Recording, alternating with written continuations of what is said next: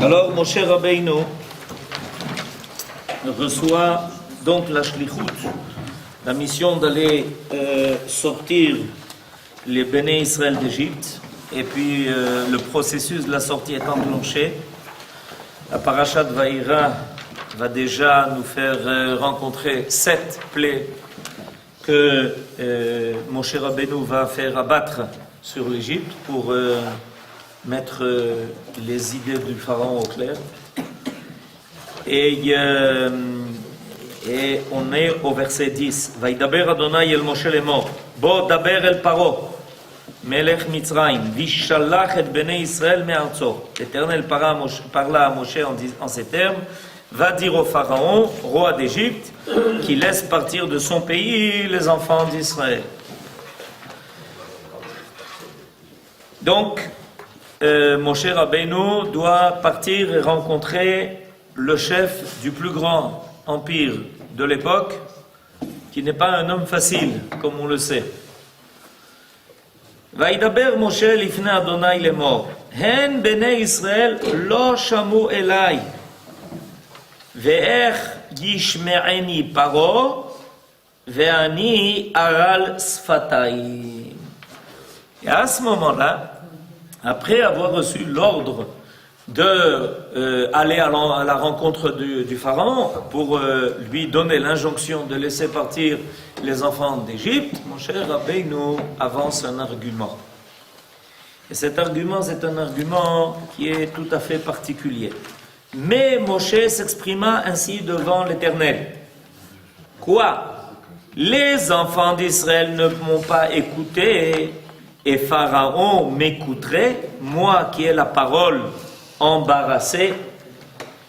Nos sages nous disent que par 10 fois dans la Torah, il y a ce que l'on appelle un raisonnement par Kal Vachomer. C'est comme ça que ça s'appelle ce raisonnement. C'est-à-dire, si déjà pour quelque chose de facile, ça ne marche pas, pour quelque chose de plus difficile, à plus forte raison. Ça s'appelle un raisonnement par à plus forte raison. A fortiori. A fortiori. Voilà. Les savants m'ont dit a fortiori. Alors, Kal Vachomer, ça c'est comme ça que ça s'appelle. Kal Vachomer. Alors, quel est l'argument de Moshe Rabbeinu? Kal Vachomer. Je me suis adressé aux Bnei Israël et ils n'ont pas eu la force de m'écouter. Ça, c'est les Bnei Israël. Or, les Bnei Israël, a priori, sont intéressés à sortir d'Égypte. Ils n'attendent que cela, de sortir d'Égypte. Et ils n'ont pas été à mon écoute. Alors maintenant, tu veux que j'aille trouver le pharaon et lui dire, tu vas laisser sortir les Bnei Israël d'Égypte. Mais à la fin, il rajoute quelque chose de très particulier. Va'ani aral sfataim. Aral sfataim, ça veut dire littéralement incirconcis de mes lèvres. Voilà ce que ça veut dire. Incirconcis de mes lèvres. Qu'est-ce qu'il veut dire, Moshe Rabbeinu, dans cette affaire? Alors, a priori, ça veut dire, je sais pas parler.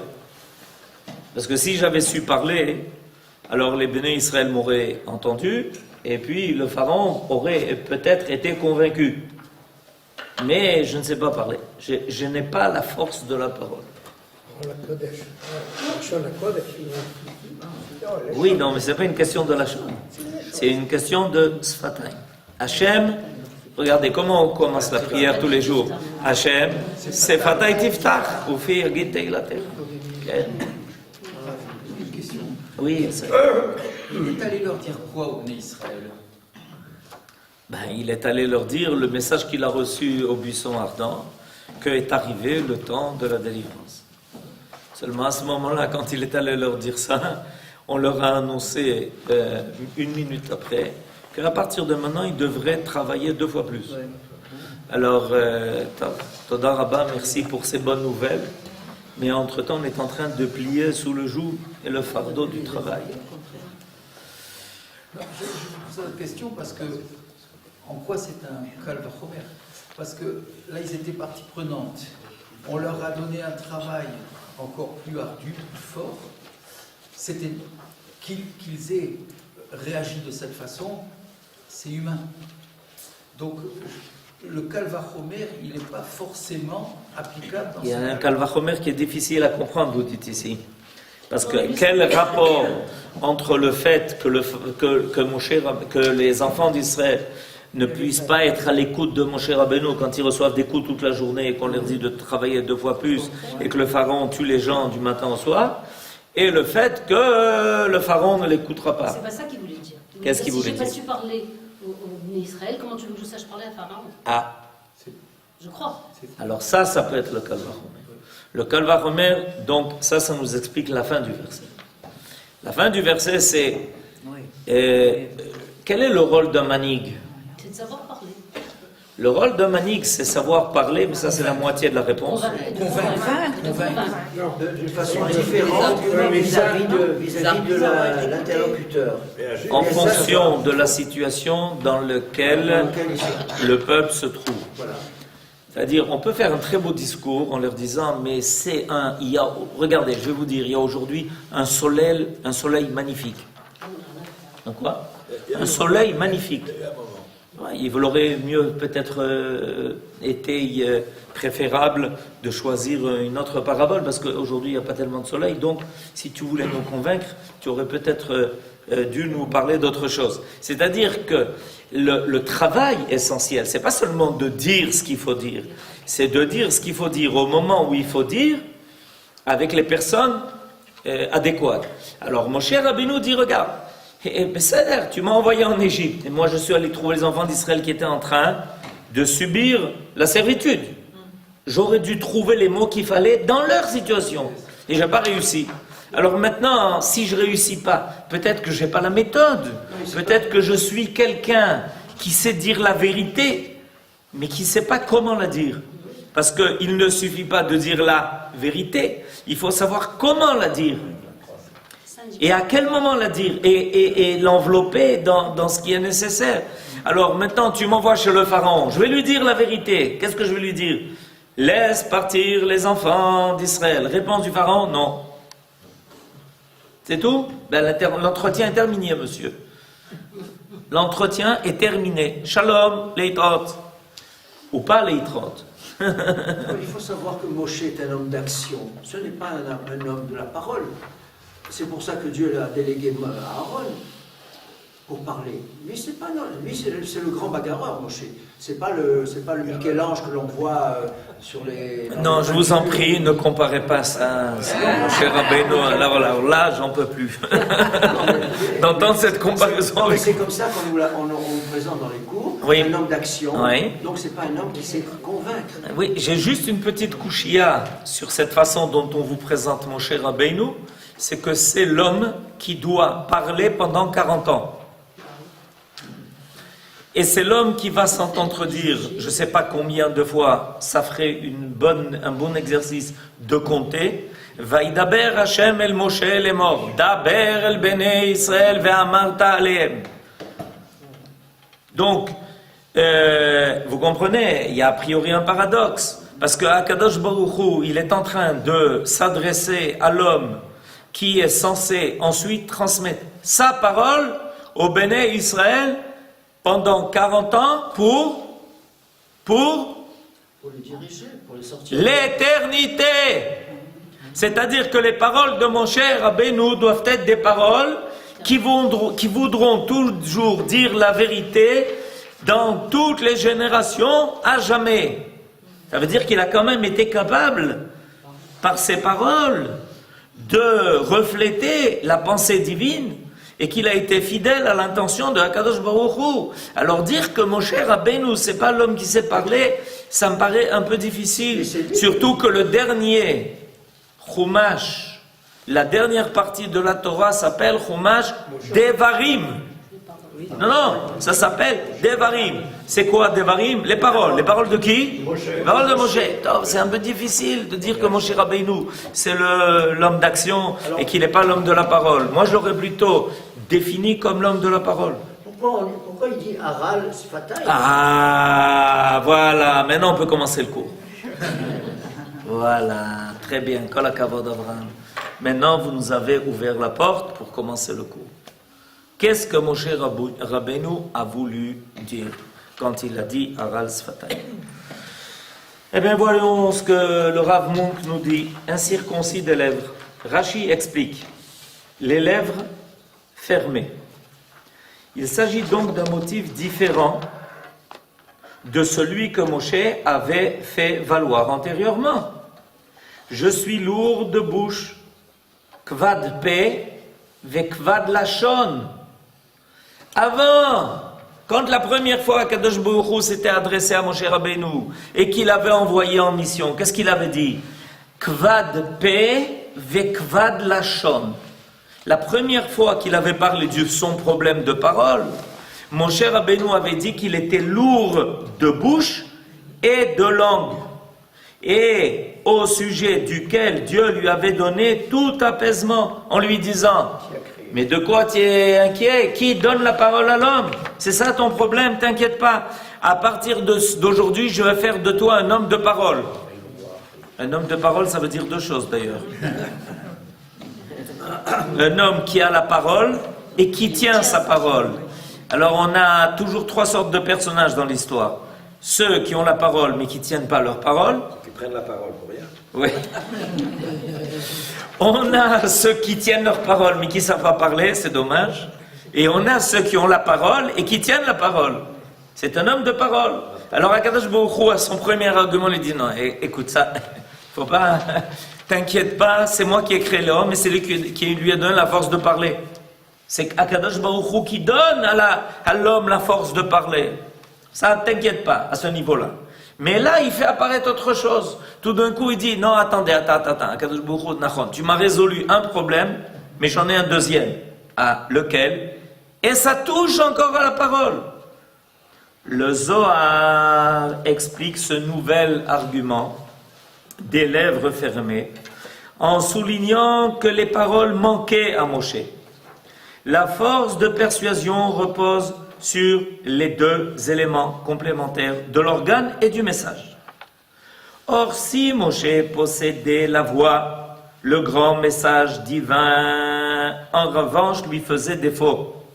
Depuis les 10 paroles divines qui avaient donné naissance à la création, la parole de Dieu n'avait plus retenti au sein de l'humanité. Elle était, oh Yofi, Kol HaKavod, l'exil de la parole. La parole était en exil. Elle était bannie et exilée de ce monde. Moshe sentit que son entrée en scène au nom de Dieu ne produisait pas l'effet attendu parce qu'il n'était pas porteur d'un message universel. Il n'était pour l'instant que l'annonciateur de la prochaine libération du peuple d'Israël. Mais sa grande mission prophétique était exempte de substance. Comment le puissant roi d'Égypte pourrait-il l'écouter alors que ses lèvres étaient fermées? Elle ne s'ouvrit réellement qu'au moment où la parole de Dieu se fit entendre au mont Sinaï. Il devint alors le vrai prophète de Dieu. Il recouvra dès cet instant le don de la parole. Qu'est-ce que nous est enseigné ici? Je ne suis pas sûr dans les meilleurs mots. Mais l'idée est importante. Et c'est de ça que je voudrais parler. Comme le vient de le faire souligner Munk, en réalité, la parole, c'est deux choses. C'est pour ça que quand Rashi va définir l'homme, Vayi Adam le Nefesh Chaya, Vayi Adam le Nefesh Chaya, il dit que l'homme a reçu deux choses. Dea Vedibur. Dea Vedibur. On peut avoir la belle parole, mais dans la parole doit aussi s'inscrire une pensée qui donne à la parole sa force. On peut crier et ça n'a absolument aucun effet pour soi parce que ces mots qui sont en hébreu appelés teva, vous connaissez ce mot, raché tevot.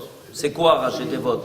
Les initiales des mots. De là on apprend qu'un mot est une teva. C'est quoi une teva? Une boîte. Alors c'est des belles boîtes. D'avoir la parole, c'est une belle boîte. Mais il faut qu'elle soit pleine. Et mon cher Rabbeinu est en train de dire à Kadosh Baruch Hu, attends, mais tu ne comprends pas. En m'envoyant chez le pharaon, Qu'est-ce que tu veux en réalité? Tu veux changer l'histoire du monde. Vous entendez?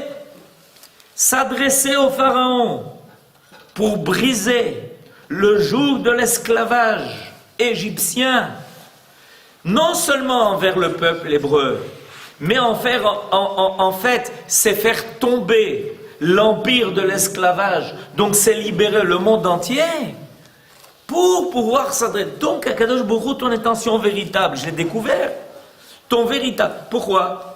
Comment est-ce que Moshe Rabbeinu a découvert ça? Vous savez comment il a découvert ça? Et moi, je vais vous le dire comment il a découvert ça. Parce que Moshe, pour pouvoir faire sortir les enfants d'Égypte, Moshe Rabbeinu n'a pas du tout besoin de s'adresser au Pharaon. Vous êtes surpris? Pourquoi? Et si Akadosh Baruch Hu avait voulu détruire l'Égypte sans que Moshe Rabbeinu n'ait besoin de s'adresser au Pharaon? S'il avait voulu lui faire tomber dessus 10 plaies sans rien lui annoncer à l'avance, sans qu'il y ait ce discours de Moshe Rabbeinu qui va trouver le Pharaon lui disant Shalom, Shalom, je m'appelle Moshe, Tov. Et sache une chose, quoi? C'est qu'est arrivé le temps de faire sortir les enfants d'Israël d'Égypte. Qu'est-ce que tu en penses? Ah, j'en pense pas du tout du bien. Alors à bientôt, et on se reverra, peut-être pas. Ce n'est pas le but de Dieu. Hein. Ah, Kol HaKavod. Qui est-ce qui a compris ça? Moshe Rabbeinu. Parce que Moshe Rabbeinu, il est retourné chez lui, et il a commencé à faire le compte. En se disant, mais attends. Tu m'as envoyé une première fois chez les Bnei Israël. On commence à comprendre le Kal Vachomer. Le Kal Vachomer. N'oublie pas le Kal Vachomer. Tu m'as envoyé une première fois les Bnei Israël. Ok, qu'est-ce que tu leur as annoncé? Tu leur as annoncé qu'ils sortaient. C'est ce que je suis venu leur dire. Et alors les enfants d'Israël m'ont dit, eh ben ça ressemble à une drôle de chose cette sortie. Parce que pour le moment on reçoit 2 fois plus de coups, on a 2 fois plus de travail, il y a 2 fois plus de xérotes, et on est dans une situation qui est bien pire que ce qui était avant. Si Akadosh Baruch Hu a tellement l'intention de nous faire sortir, il peut régler ça très facilement.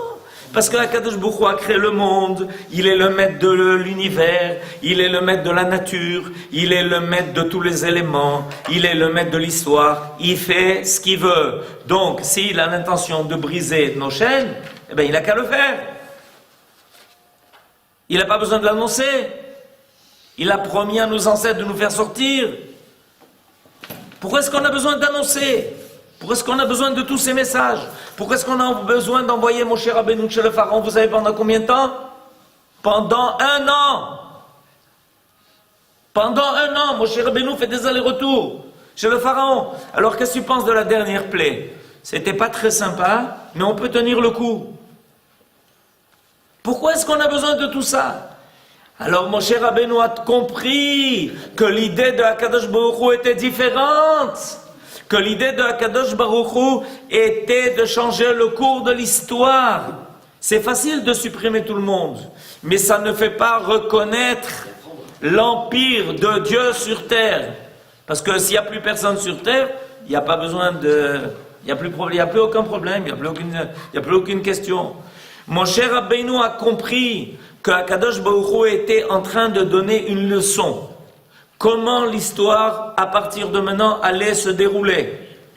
Nous, les hommes, Béné Israël, devons endosser la responsabilité de l'histoire. Et ça ne va pas être facile, parce qu'on va toujours rencontrer les grands de ce monde. Vous savez ce qui c'est les grands de ce monde? On va rencontrer les grands de ce monde, et on va leur dire, vous savez, la situation n'est pas bonne. Ah oui, pourquoi? Parce que la situation n'est pas bonne, parce que c'est un monde qui n'est pas un monde de vérité, c'est un monde de mensonges, parce qu'il y a des terroristes, parce qu'il y a des gens qui veulent le mal, parce que le monde est immoral, parce que... Mais laissez-nous tranquilles. Ah non, pas du tout, on ne peut pas vous laisser tranquille. On aurait voulu vous laisser tranquille, peut-être, mais on ne peut pas. Pourquoi? Parce qu'on est été créé pour ça. Alors on est venu vous dire que la situation n'est pas bonne. Mais vous nous énervez. C'est Nachon, on le sait. On est d'ailleurs venu vous dire que la situation n'est pas bonne. Vous nous énervez encore plus. Vous comprenez? Eh bien, c'est ce que Moshe Rabbeinu il a fait pendant 1 an. Alors, qu'est-ce qu'il a réclamé de Akadosh Baruch Hu? De faire sortir la parole de l'exil. Akadosh Baruch Hu, tu veux maintenant m'envoyer pour changer le cours de l'histoire dans le monde, pas de problème. Mais à ce moment-là, j'ai besoin non pas seulement de la parole, j'ai besoin de ta parole à toi. C'est-à-dire, écoutez bien ce que Moshe Rabbeinu est en train de réclamer, et vous allez comprendre maintenant qu'est-ce que ça va déterminer. Je veux qu'à partir de maintenant, Kadosh Baruch Hu, si tu veux m'envoyer en Égypte, ce que je dis, c'est toi qui le dis. Tu le dis par moi, mais c'est toi qui le dis, c'est pas moi. Vous avez compris la différence entre la prophétie de Moshe Rabbeinu et toutes les autres paroles? Je veux qu'à partir de maintenant, quand je dis quelque chose, c'est pas moi qui le dis, c'est toi. Et moi, je veux bien être le cli, je veux bien être la teva, je veux bien être la chose par laquelle ça passe. Je suis prêt à m'annuler complètement. Ve'aish Moshe anav mikol adam. Mais je ne veux pas qu'on dise « Ah, il sait bien parler, Moshe ». Pas du tout, c'est pas ça, ça ne marchera pas. Parce que pour changer le cours de l'histoire et pour faire avancer le monde vers une étape de plus, et alors qu'est-ce que Akadosh Baruch Hu lui dit? Tu vas dire au Pharaon que mon peuple va sortir d'Égypte et qu'il va aller me rencontrer sur la montagne. Parce que là-bas, je vais leur en faire entendre leurs paroles. Et que toi, Moshe Rabbeinu, à partir d'aujourd'hui, ce que tu dis, c'est moi qui le dis. Alors, je vous rappelle qu'était la question du pharaon, ce chutzpan. Mi Hashem asher eshma bekolo. C'est-à-dire, qu'est-ce que pharaon est en train de dire? Oh, tu parles bien, Moshe, mais c'est ta parole, mais c'est pas la sienne. Mi Hashem asher eshma bekolo. Alors Akadosh Baruch Hu entend de Moshe maintenant la réclame. À partir de maintenant, Akadosh Baruch Hu, je veux qu'à travers moi, ce qui sera entendu sera Kolo Shel Hashem. Et c'est pour ça que Moshe Rabbeinu va être Moshe Emet Vetorato Emet. Ce que Moshe Rabbeinu va commencer à enseigner à partir de maintenant, c'est plus la parole de Moshe, c'est la parole de Akadosh Baruch Hu. C'est pour ça que maintenant il dit Ani Aral Sfataim. Ça veut dire quoi? Ma bouche est fermée et il faut que tu l'ouvres pour que par moi passe ta parole, pas la mienne. Et nous reprenons ce thème à chaque fois qu'on commence à prier. Hashem Sefatay Tiftah. Ufi Yagit Teilatecha. C'est toi qui m'ouvres la bouche. C'est pour ça que les Béné Israël n'avaient pas cru Moshe aussi. Zéo. C'est-à-dire que les Béné Israël, ils avaient cru Moshe Rabbeinu dans le fait que le temps que quelqu'un qui l'avait été envoyé, ils sont décédés main minime. Il lui a dit, oui, mais regarde, ça ne marche pas. Sur le pharaon, ça ne marche pas. La meilleure preuve, c'est qu'il nous donne 2 fois plus de coups. Il nous donne, on est en train de subir 2 fois plus le joug. Alors qu'est-ce qu'on a gagné dans l'affaire? C'est bien que tu nous as convaincus que tu es venu nous sortir. C'est gentil. Mais on veut entendre la parole de Akadosh Baruch Hu. C'est-à-dire on veut voir les résultats. Et à ce moment-là, il va y avoir un changement dramatique qui va se passer. Parce qu'à partir du moment où tout ce qui va se faire en Égypte n'est plus humain, mais devient divin. Et il faut savoir que c'est le tafkid du Am Israël dans le monde. Pourquoi il y a tellement de freins? Pourquoi c'est pas si facile notre rôle? Parce que notre rôle n'est pas de faire entendre notre parole. Notre rôle est de faire entendre la parole de Akadosh Baruch Hu. Or le monde, il essaye, il essaye de fermer très très fort les oreilles. Parce que le jour où on ouvre les oreilles et qu'on commence à entendre ça, on est obligé de tout changer. C'est changer le cours de l'histoire. Pour être dans l'actualité actuellement, est-ce que c'est les Béné Israël qui sont en exil qui n'entendent pas, ou que cette parole n'est pas les enfants d'Israël se préparent à être le cli, l'instrument qui est capable de faire apparaître la parole de Dieu dans le monde.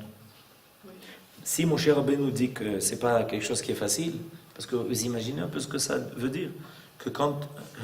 alors, les Béné Israël sont en train de se préparer, de préparer le monde, en leur disant une chose, sachez, on a quelque chose à vous dire. Qu'est-ce que vous avez à vous dire? On a à vous dire que c'est pas comme ça que le monde doit se passer. Et alors, qu'est-ce que vous proposez? On vous dit que c'est pas comme ça que ça doit se passer. Sourmera. Et viendra le temps où on devra aussi dire assez tôt. On se prépare à cela. C'est pour ça que le retour d'Israël de son exil et aussi le retour à la prophétie. 2000 ans, la parole est en exil. Pardon, plus. La prophétie a disparu au début du deuxième Beth Amikdash. La parole est en exil. Et en ramenant le peuple d'Israël d'exil, on ramène la parole de Dieu de son exil. Et on est en train de créer les instruments qui permettront à cette parole de se faire entendre dans le monde entier. Mais pour ça, on doit être les instruments qui conviennent. Il faut beaucoup de hanava, mais il faut aussi beaucoup de courage. Parce qu'à chaque fois qu'on prend le microphone, on nous casse le microphone. On ne veut pas nous entendre. Quelqu'un veut nous entendre? C'est pas évident. Alors c'est ce que mon cher Rabbi nous dit. Je ne veux pas venir parler, faire des discours au pharaon, et le pharaon me dit, mais je ne l'ai pas entendu. Mi Hashem, Asher Eshma Bekolo. Je ne l'entends pas. Ah, tu l'entends pas. Mais le jour où moi je lui dis, je parlerai Béhémet au nom de Akadosh Baruch Hu, il y a quelqu'un qui dans le monde peut se permettre de ne pas entendre la voix de Akadosh Baruch Hu. Le jour où Akadosh Baruch Hu fait entendre sa voix, personne ne peut se boucher les oreilles. Nos sages nous disent que quand Akadosh Baruch Hu a fait entendre sa voix au mont Sinaï, dans le monde entier, c'était Dmama. Même les oiseaux ont arrêté de piailler. Comme ça qu'on dit? Piailler. C'est ce que je dis. Vous avez compris pourquoi on dit piailler? Pi. Nous n'avons pas compris le jeu de mots. Il y a beaucoup de gens qui parlaient de l'exil de la parole de Dieu pendant 2000 ans. Est-ce que c'était uniquement l'exil de la parole de Dieu ou l'exil de Dieu? Non, c'est pas. Il n'y a pas d'exil de Dieu. On est invité dans son monde. Dieu n'est jamais en exil. C'est nous qui sommes en exil dans son monde. Il n'y a pas d'exil de Dieu. Il y a l'exil de sa parole, mais pas de Dieu. La présence. L'exil de la présence. Shabbat Shalom.